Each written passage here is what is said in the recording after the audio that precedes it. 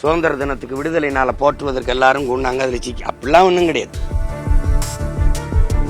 ஒரு நடிகரை பார்க்க போய் அது சிக்கி செத்தாங்க. அதுவும் தேவையற்றது.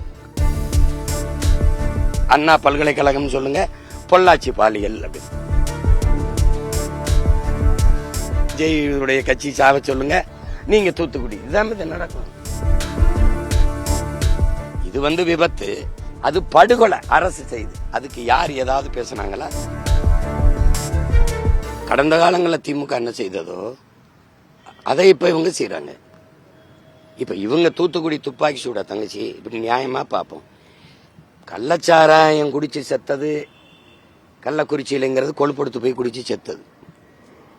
அது குடிச்சு செத்தது. தம்பி விஜய் அவர்களை பார்க்க போனது ஒரு நடிகரை பார்க்க போய் செத்தது. இது ஒரு நாட்டுக்கு ஒரு சேவையோ ரொம்ப அவசியமோ அப்படிலாம் ஒன்றும் கிடையாது. சுதந்திர தினத்துக்கு விடுதலை நாளை போற்றுவதற்கு எல்லாரும் கூண்டாங்க. அதில் சிக்கி அப்படிலாம் ஒன்றும் கிடையாது. ஒரு பெரிய இந்த மாதிரி தியாகியை போற்ற போனாங்க அப்படிலாம் ஒன்றும் கிடையாது. ஒரு நடிகரை பார்க்க போய் அது சிக்கி செத்தாங்க. அதுவும் தேவையற்றது. ஆனால் தூத்துக்குடி துப்பாக்கி சூடு அப்படி கிடையாது. அந்த மரணம் 15 பேர் செத்தான, 13 பேர். அதுக்கப்புறம் 2 நாள் வீட்டில் தேடி சுட்டது 15 பேர் எண்ணிக்கை. அந்த மரணம் அப்படி கிடையாது. மக்களின் கிளர்ச்சி, மக்களின் புரட்சி. அங்க ஸ்டெர்லைட் இருக்கிறதுனால என்னுடைய காற்று நஞ்சாகுது, என்னுடைய நில நஞ்சாகி நீர் விஷமாகி மஞ்சள் தன்மையோடு வருது. நான் வாழ முடியல, அதை நிறுத்துன்னு சொல்றது மக்களின் கிளர்ச்சி. அங்க ஒரு தலைவன் இல்லை, ஒரு கொடி இல்லை. மக்களே ஒருங்கிணைந்து போராடிய போராட்டம் எப்போதாவது வரலாற்றில் வரும். அதை ஏன் துப்பாக்கி சுட்டு படுகொலை செஞ்சார்? இது விபத்து, அது படுகொலை அரசு செய்து. அதுக்கு யார் ஏதாவது பேசினாங்களா? அந்த வீடுகளுக்கு ஏதாவது ஊக்கத்தொகை கொடுக்கப்பட்டிருக்கா? அந்த வீடுகளில் இறந்தவர்களுக்கு அரசு வேலை கொடுப்பேன், அது கொடுப்பேன், இது கொடுப்பேன்னு ஏதாவது சொன்னது உண்டா? இந்த பாரதிய ஜனதா காங்கிரஸ் உண்மை கண்டறியும் உங்களுக்கு ஓடி வந்தது உண்டா? அப்ப அந்த சாவை வச்சு, அந்த உயிரற்ற உடல்களை வச்சு, அந்த ரத்தம் கண்ணீரை வச்சு இந்த திமுக என்ன பேச்சு? அதைத்தான் இன்னைக்கு இது பேசுது.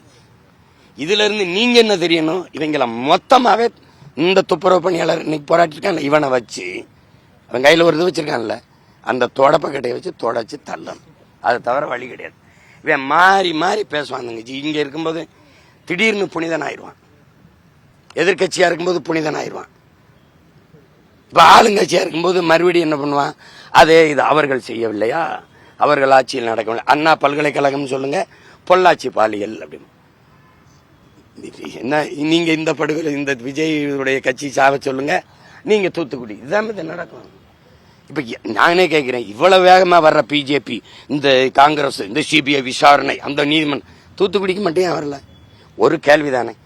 மனு கொடுக்க வந்த மக்களை சுட சொல்லி உத்தரவிட்டவன் எவன்டா? நல்ல ஆன்மகன் நான் தான்.